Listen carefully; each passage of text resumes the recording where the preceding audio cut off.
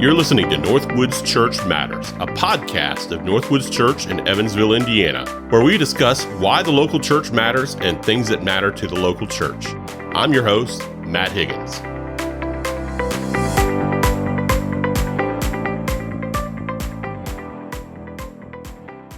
Welcome back to the NorthWoods Church Matters podcast. I am here with our lead pastor, Bobby Pell, and we are talking about something that's right around the corner, which is Easter. I couldn't believe it when I was planning out my day the other day, and it is almost the end of March. Oh, baby. Yeah. And we have a late Easter this year. We do. April 17th. April 17th.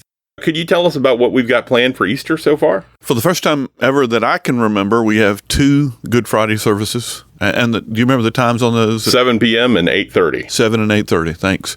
And so we have 7 o'clock and 8:30 for the Good Friday services. We have a Easter egg hunt, which is divided by the first letter of the last names. That's going to be it. And you can find all of this on social media, as well as we'll talk about how you can find it through advertisements in just a minute. But it's in the late afternoon. And normally we do our Easter egg hunts in the morning. This particular time, it's in the late afternoon. Then on Sunday morning, we have three services, 8, 9:15, and 10:45. 9:15 and 10:45 are normal, but we are adding an 8 o'clock service, which will be a little bit abbreviated. Average service around here lasts about an hour and 15 minutes. That one will last about an hour. There will be no sunrise service. There will be no sunrise service. The closest sunrise service will be 8 o'clock inside. I don't think we have enough Northwood staff that are morning people to actually have a sunrise service. I am a morning person. Me too. You and I are the first people here. That's exactly right. That's exactly right. We could definitely, you and I could show up around the lake and we could take your guitar out there and have a moment. But we could sing Up From the Grave He Arose. Yeah. That's right. I've already been requested to sing that song. Oh, really? I can say that we will not be singing Up from the grave he arose. Yet, it's true. Up from the grave. That's true. He arose. With a mighty triumph over his foes. I know the lyrics to that song. and the emphasis is gone, which goes to up from the grave he arose. Yeah. Thereby he is gone. Yeah. And so that's the emphasis of that Sunday.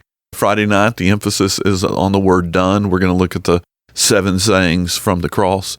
That's what's going on. That's awesome.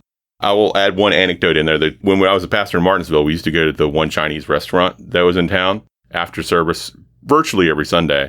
And the guy was a Christian that ran the Chinese restaurant. Nice guy, super nice guy. Went to one of the bigger churches in town and he would play Christian music, but it seemed like he only owned one CD, Christian piano music, and it was all Easter songs. So throughout the year, you could go to the Chinese buffet in town in Martinsville and you could hear Up From the Grave He Arose while you're eating your Chinese food, regardless of whether it's Easter or not. That's awesome. Could you give us a preview of what Good Friday is going to look like, what the kind of the theme is going to be? Yeah, the emphasis there is done. For those folks who've been at NorthWoods, they'll remember that generally we have a huge cross on stage that will be there. I think that cross on stage is helpful for us to have an emphasis to remember what Jesus has done for us and the price that he paid. So we're going to remember that the price is fully paid. It goes really well with our series in Hebrews, that there is a final sacrifice. We will have communion on Good Friday as well. Looking forward to that. And then once again, on Sunday morning, the emphasis is on gone. Let me run to a couple of things that I would really encourage congregation to participate with. Yeah. One is this. We have these door hangers and invitation cards. The door hangers and invitation cards on one side talk about done, Good Friday, gone, Easter. It also has on one of those sides the information for the Easter egg hunt. And what I would say is don't take 1 or 2 or 3 or 4. I guess worst case scenario, take 1, 2, 3, 4. But I would encourage you to think about, like if you live in a subdivision, take 50, put them on the doors of 50 of your neighbors. If you live on a street and you don't live in a subdivision, take 20 or 30 and walk down your street and put it on the doors of your neighbors. Thereby you may meet your neighbors, which is not a bad thing. Mm-hmm. And then B, invite them to Good Friday and Easter. And you say, well, I don't live close to church. You live close enough that you come. Wherever you come from, invite people. So I really want to encourage you be a little missionary in your community. You be a little missionary in your subdivision. You be a little missionary on your street and you take those door hangers or invitation cards. Don't put the invitation cards in a mailbox. That's illegal. But put the invitation cards, either give them out to someone, or maybe you can put them in a newspaper box or something like that. But give them out. Invite people to come to church. We would really like to see those 3,000 cards and 3,000 door hangers Gone. Done. Going with the theme. We want 3,000 gone. Yeah, because it gives you an opportunity to invite. And there's a great opportunity that if you'll simply invite, somebody very well may come. Right. And this is an easy evangelism opportunity, right? Right.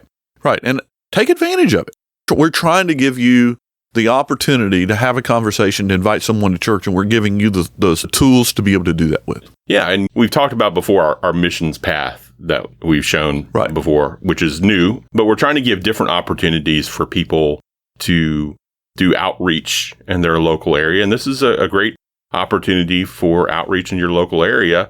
And if you have eyes to do international missions, this is a good starting point for you, right? That's right. Yeah. You shouldn't go to Ecuador or Ireland or Wyoming and share the gospel if you're unwilling to share the gospel on your own street. Yeah, we don't want you to share the gospel for the first time on a mission trip. That's right. Or invite someone to church in those communities around the world or in other parts of the country when, once again, we're unwilling to do it on our own street. Yeah. This gives you an opportunity to accomplish that. So first of all, I would say on that weekend, start now, come to church, count out 25, 30, 45, 45, 50, grab you a bunch, take it with you, take your family with you if you have kids, make them a part of the process, and let's hit our neighborhoods. The second thing I would say is this: on both services, Good Friday and Easter, on the Connect card, I'm going to have a spiritual survey. I don't know specifically what it'll look like. I've done this before in the past on Easter, where you'll look at the survey and you'll say, A, already a Christian, B, need to be baptized, C, need to be more committed, that kind of thing. I really want to encourage you, if you do not fill out the Connect card on a regular basis, you need to fill out the Connect card these 2 times out of these 52 weeks of the year. Fill out the Connect card on Good Friday. Fill out the Connect card on Easter. Fill out the spiritual survey. Because if you don't fill it out, nobody else will. Okay, so the unbeliever who's in the room is not going to mark on their Connect card where they are spiritual unless they see everybody else in the room who is also filling out the spiritual survey. So please, pretty please, fill out the Connect card on Good Friday and on Easter. Huge. Yeah, so fill out the Connect card. Fill out the Connect card on Good Friday and Easter. Please. Please. That would be super helpful for our evangelism efforts here. Because when people mark, like, I need to be baptized, we're going to follow up on that. Yeah. When people mark, I don't know if I'm a Christian, but want to be. Yeah. We're going to follow up on that. I think one of the more interesting Easters that I can remember was here at NorthWoods, and we did this for the first time. And then we started following up with people, and people were surprised that we actually followed up. That's right. I mean, people were shocked. They're like, right. They couldn't believe that we were actually asking them whether they wanted to put their faith and trust in Christ or get baptized or things like that. That's right. Yeah, and people need to know, if you say you don't know that you're a Christian on the spiritual survey and that you want to be, well, we're probably going to be calling you. Yeah, our church staff will be calling. Because we want to help you make that next step in choosing to put your faith and trust in Jesus. Yeah, that shouldn't dissuade you, but also that should encourage you that if you have a lost family member that's coming to church and they mark that on their card, we are going to follow up with them. That's right. You should want that. Yeah. You don't want someone to not follow up. Right. There'll probably be something on that spiritual survey that says, I put my faith and trust in Christ this morning. Mm-hmm. We're going to follow up with that person as well. Yeah. Because we want to celebrate with them what they did. Yeah. We want to hear what happened in their life, and we want to celebrate that. Let me follow up on something that you said earlier that I think will probably intrigues people, but it's important for people to know is NorthWoods is not a neighborhood church, right? Yeah, that's exactly right. Yeah. We have mapped out where people come from to come to our church We have more people coming from south of the Lloyd than north of the Lloyd. And every time I say that, people are shocked. We have more people coming from south of the Lloyd than north of the Lloyd. That is mind-blowing. And Newburgh's not exactly close. We have people coming from Newburgh. Yeah, we have about 10 families or 10 plus families coming from Newburgh. We have 5 plus families coming from Boonville. We have a couple of families coming from Wadesville, a few families coming from the west side. It's not an uncommon thing for people to be coming here taking a 25, 30-minute drive. Mm-hmm. That's not uncommon. And it's not uncommon for just church life in general. That's exactly right. People go to the grocery store of their choice or their shopping center of their choice. People don't bat an eye anymore at driving places. Yeah, the general rule for church now is rather than a neighborhood church, people will go to church as far as they are willing to go to a restaurant. If you're willing to drive 20 to 30 minutes for a restaurant or 40 minutes for a restaurant, for a good church, they'll do the same thing.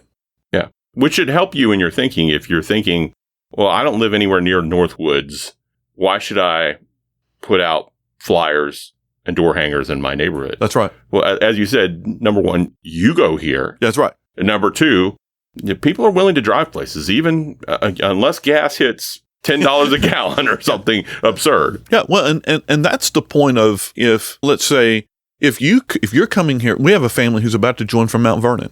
Okay, if we have enough people coming from one location and it's 30 plus minutes away, that may be communicating to us when you start a church there. Right. We're always looking for where's the next church plant, where's the next place that we need to be investing in from a church planning perspective. So we're always trying to think through that. And I think that people need to hear that we're thinking through that. Yeah. And it's about time. Yes, that's right. You talk about church planting in the future for NorthWoods? That's right. We have one church planting intern here serving right now. We have another church planting intern who will be here this summer, and we could have a third. So we have a pipeline of interns coming. Many of those right now, all of them are going to be working at Center of Hope downtown, but we have a plan that we can utilize those for any future church planting possibilities. If we do need to plant a church in Gibson County, or we need to plant a church wherever we have people coming from, we're open to that. We're simply trying to find out where is God at work. Yeah. And wherever that is, we're willing to go there and begin a congregation. Yeah. If lostness exists, there's a need to plant a church. That's right. Anything else you'd like to add on Easter? No, the largest two things that I just want to mention is grab enough to do your area of your neighborhood. Grab enough of those door hangers and invitation cards and do that. And please, on Good Friday and Easter, if you don't do it any other time, and we want you to do it every week, but if you don't do it any other time, please do the Connect card on those 2 times, because it very well may influence an unbeliever sitting around you to fill out that spiritual survey. We're very good. We'll see you on church on Sunday, but more importantly, we'll see you Good Friday, 7 p.m., 8:30 p.m., then for Easter egg hunt, and then one of our 3 services for Easter, 8, 9:15, 10:45. Don't come to all of them. That kind of diverts the purpose of that. But, yeah. And they'll all be the same. That's right. I should close with this. Pray. Yeah. Yeah, pray that weekend is a good weekend for the Lord. Yeah. We really desire the Lord to be worshiped well. We also desire lost people to come to know Jesus. Really, let's just pray that would be a great weekend of celebration, of worship, and of really pointing people to Jesus. That's awesome. Well, pray for our Easter services here. Pray that the lost people get saved, and pray that God changes hearts and changes lives. Amen. We'll see you. Thanks for tuning in to the NorthWoods Church Matters podcast. If you'd like to find out more about NorthWoods Church, you can visit us at our website, www.northwoodschurch.org. Again, that's www.northwoodschurch.org.